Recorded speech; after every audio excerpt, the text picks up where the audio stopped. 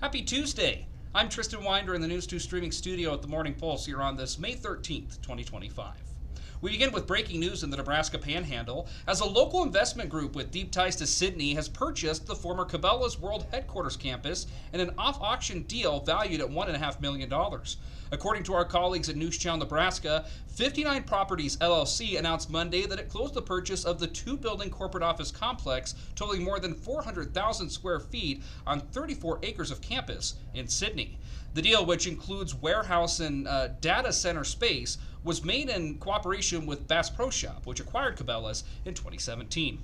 The purchase came after the property was listed on real estate platform 10X and entered into a February auction.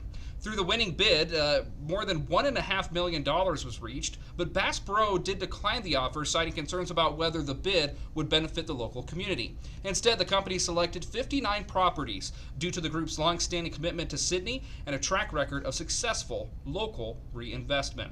59 Properties noted that it's funding the project entirely through private investment without grants or tax-exempt funding. The existing TIF bonds on the property will be paid off by December 15th, 2029.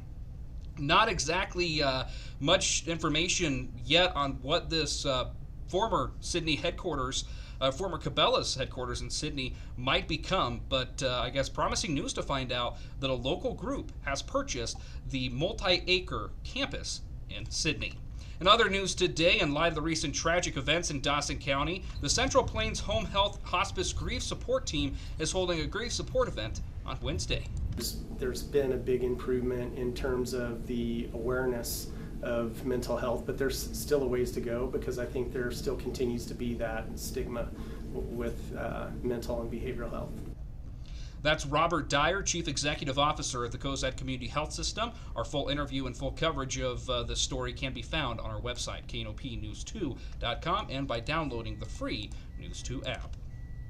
In other news today, discussions are happening in Washington, D.C. about potentially relocating parts of the USDA, and Senator Deb Fischer is speaking about the benefits of moving some of those operations here in Nebraska.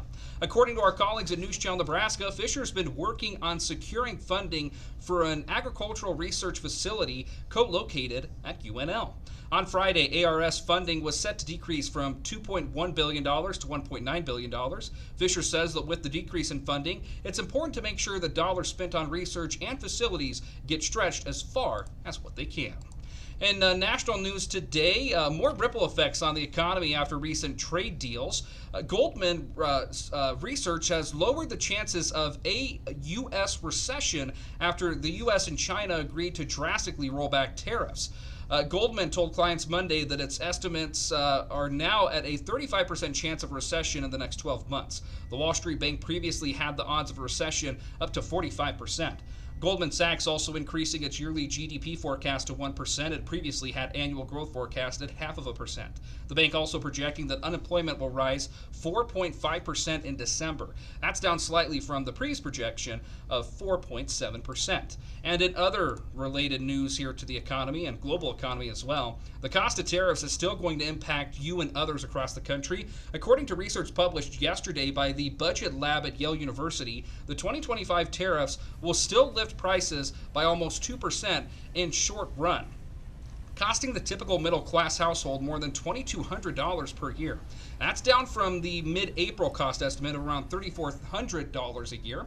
Large price increases are expected over the short run, including 14% increases on items like clothing and electronics. And lastly, some more positive news here. U.S. retail egg prices are down for the month of April from the record high prices they hit earlier this year. The average price for a dozen grade A eggs dropped 12.7% to $5.12 in April. It was the first month-to-month decline in egg prices since October. Still, egg prices remain near historic highs as a persistent outbreak of bird flu continues to wipe out flocks of egg-laying hens. The April figure is 79% higher than the same month a year earlier, when the price average was just $2.86 per dozen.